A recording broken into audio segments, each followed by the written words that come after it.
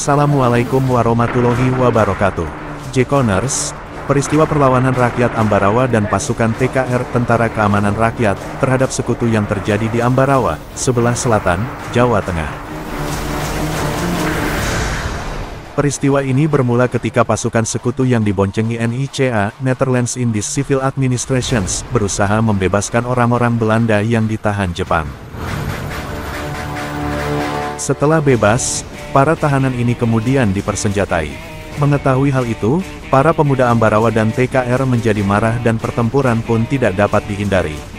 Peristiwa Perang Ambarawa dipicu oleh insiden di Magelang antara pasukan TKR dengan pasukan sekutu yang dikomandani oleh Inggris. Sebelumnya pasukan Inggris Brigade Artileri dari Divisi India ke-23 yang dipimpin oleh Brigadir Jenderal Bethel mendaratnya di Semarang, pada tanggal 20 Oktober tahun 1945. Brigade tersebut bertugas mengurus tawanan perang Jepang dan interniran yang terdiri dari tawanan Belanda yang berhasil ditangkap oleh Jepang. Inggris juga berjanji tidak akan mengganggu kedaulatan Indonesia.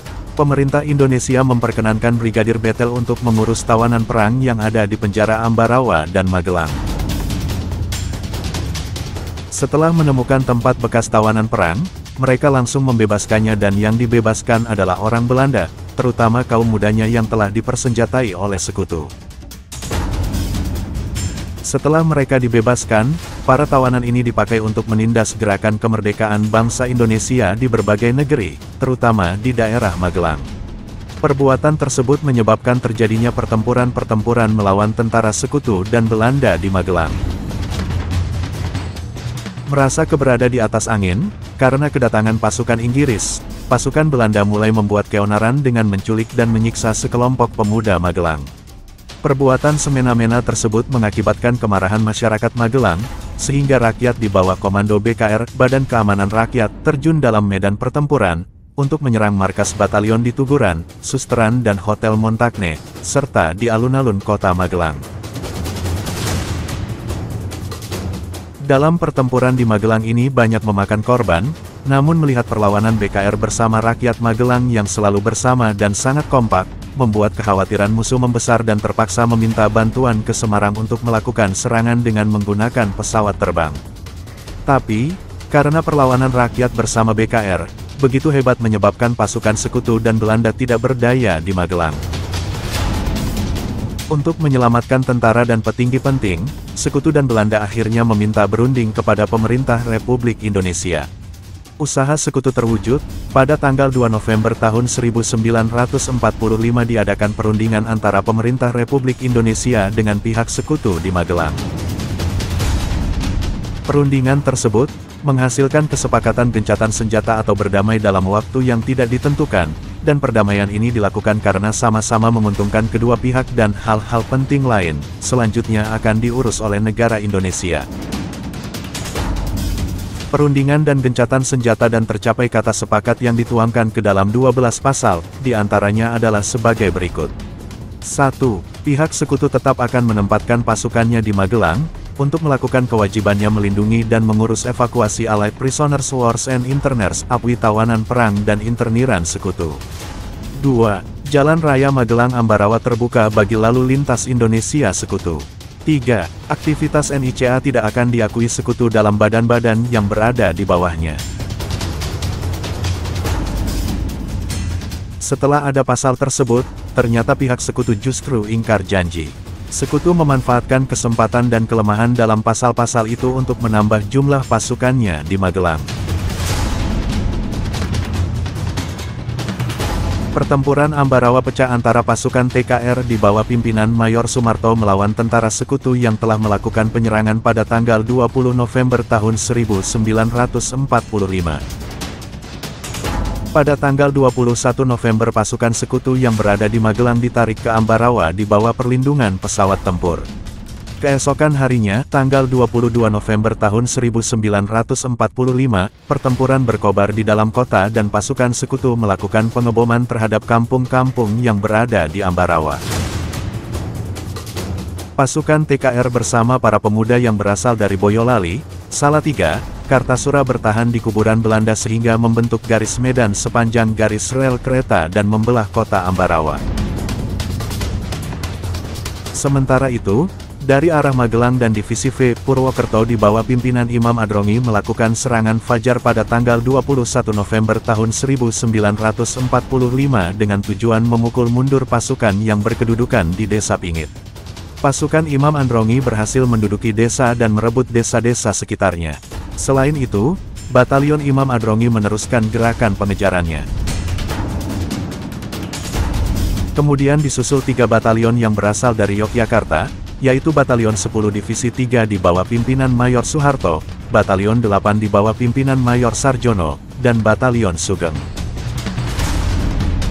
Pasukan sekutu berhasil dikepung, meskipun mereka terus berusaha mematahkan kepungan dengan mengancam kedudukan pasukan RI dari belakang dengan tank-tanknya. Untuk mencegah jatuhnya korban, pasukan mundur ke Bedono.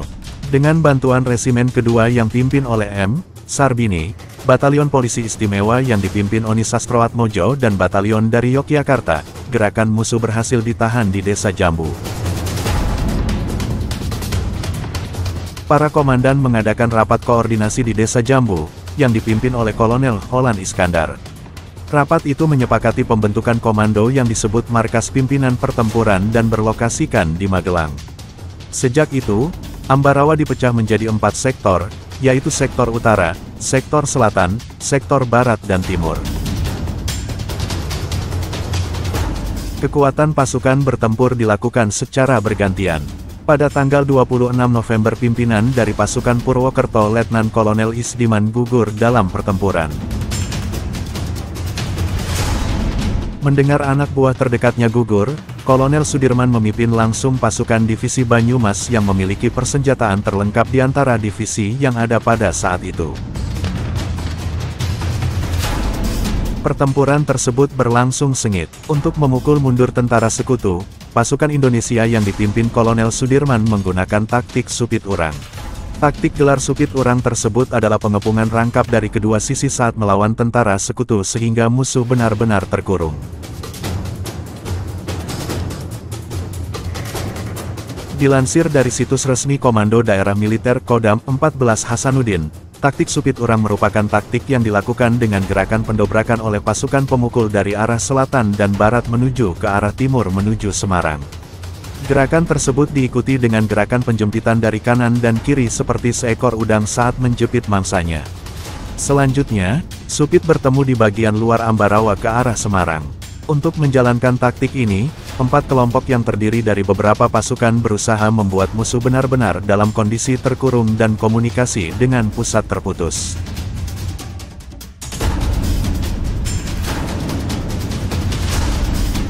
Kolonel Sudirman memanfaatkan tempat-tempat di dataran tinggi seperti Bawen, Lemah Abang, Bandungan, Tuntang, Ngampin, Jambu, Baran, Banyu Biru, dan Kelurahan sebagai tempat untuk menggempur musuh.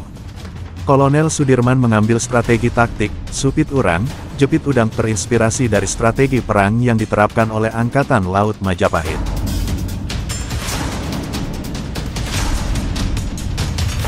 Situasi pertempuran berubah menguntungkan pasukan TKR, dengan terusirnya pasukan musuh dari Desa Banyu Biru, yang merupakan garis pertahanan yang terdepan pada tanggal 5 Desember tahun 1945.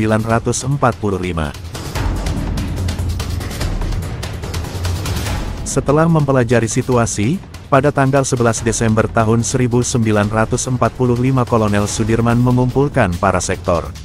Setelah mendengarkan laporan dari para komandan sektor, Kolonel Sudirman menyimpulkan bahwa musuh telah terjepit. Pada tanggal 12 Desember tahun 1945 pada waktu pukul 4.30, pasukan TKR bergerak secara serentak menuju sasaran masing-masing melancarkan serangan ke pihak musuh. Dalam waktu setengah jam pasukan TKR berhasil mengepung musuh di dalam kota. Pertahanan terkuat musuh diperkirakan berada di Benteng Willem yang terletak di tengah-tengah kota Ambarawa.